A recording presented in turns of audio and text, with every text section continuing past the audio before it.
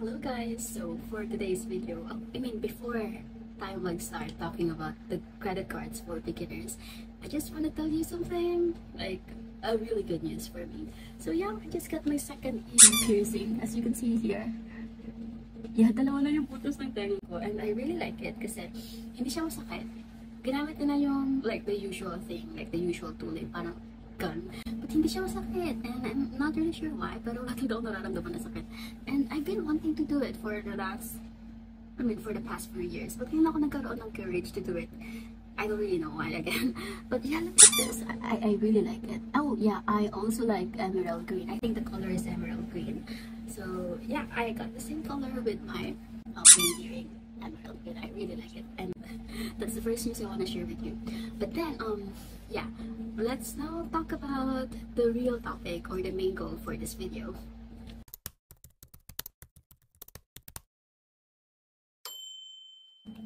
So the first one on our list today is hindi naman siya exactly like a credit card. Hindi siya exactly a credit card, but it acts like a credit card. So, unahin na natin ang Atome card. I know na nakita nyo na siya kasi madaming advertisements about it. And doon na ako nagkaroon ng idea about sa card na to. So, 2 weeks ago or 1 week ago, trinay ko siya. And all you have to do is download the app, i-fill nyo yung information doon, and within 90 seconds, malalaman mo na kung approve ka ba. So, let's talk about its features. Katulad na sinabi ko kanina, hindi talaga siya totally a credit card, but it acts almost the same like a credit card. Meron siyang feature na buy now, pay later. Wala din siyang minimum income requirement. At pwede kang magkaroon ng credit limit up to 200,000 pesos. Just wow! At ang pinakamaganda pa nito ay meron silang 40 days interest-free repayment. So, I think good siya for beginners since wala siyang income requirement.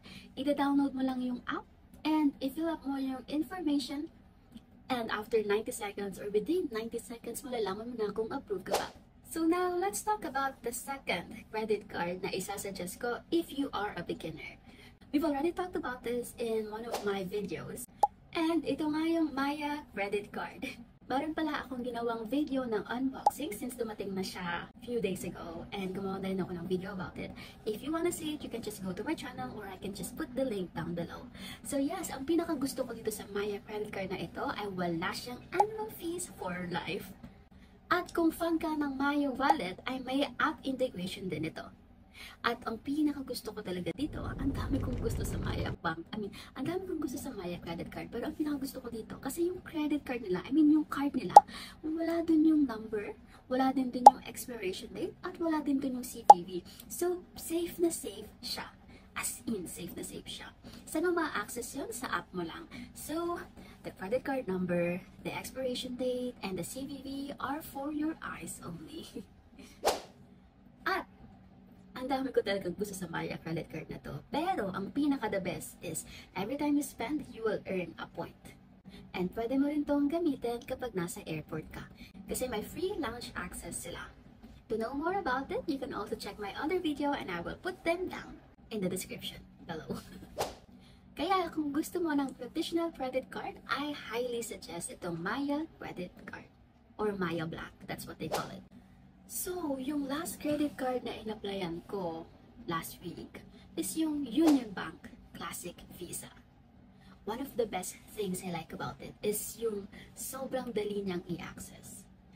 And, napakadali lang ng application niya. So, ilalagay ko rin yung link down below kung gusto nyo mag-sign up or kung gusto nyo or kung napag-isipan nyo na mag-apply din, you can click the link down below. And, ayun nga, nag-apply ako, online lang. Yung requirement nila is dapat at least 180,000 yung annual income mo. So, if pasok ka naman doon, then I don't really see any reasons bakit hindi ka nila i-approve. And yeah, so what I did was, so pumunta ako sa link na yun, nag-fill up ako, and then like a few minutes after that, nalaman ko na rin agad yung results. So, ayun. I highly suggest if you're really looking for a credit card that's very beginner-friendly, you might consider applying for Union Bank Classic Visa. And lastly, kanina sinabi ko na ito lang. Pero kasi may nakalimutan ako kanina na natandaan ko na ngayon. So, yeah, quick story lang, very short. Noong 2019, pagka-graduate ko ng college, I really wanted to build my credit score. Credit score. So, nung time na yun, merong ino-offer yung RCBC. I'm not really sure kung ano yung pangalan ng card na yun. I think you can also visit any RCBC branches na malapit sa'yo. But nung time na yun, around 2019, meron silang ino-offer na dapat mag-open ka lang ng 5,000 savings account sa kanila. And bibigyan ka na rin nila ng credit card na may credit limit na 5,000. I know, maliit lang siya, but very good na siya as a starter. Ayun yung pinakaunang credit card ko. And ang dami ko ding natutunan sa credit card na yun. Kasi for me, nung una, trinato ko siya na parang free money lang. So, I had a lot of issues back then. But ngayon, thank God, okay naman na tayo kasi nagkaroon na rin tayo ng madaming knowledge. Yeah, I really hope na madami na tayong knowledge and experiences, and I hope na natuto na din tayo doon. But if you're really looking for a beginner-friendly na credit card, maybe you can also try this.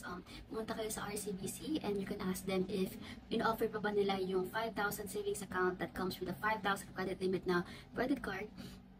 And I think from there, you can start building your credit history. And so ngayon, ayun yung ginamit ko, ayun yung nilagay ko as a reference nung nag-apply ako sa East West. And I think because of that, na-approve ako. And yun na, yung second credit card ko is yung sa East West. And then the history went on. So yes, I talked a lot, but I really appreciate you for watching this video, and I hope you learned something from me.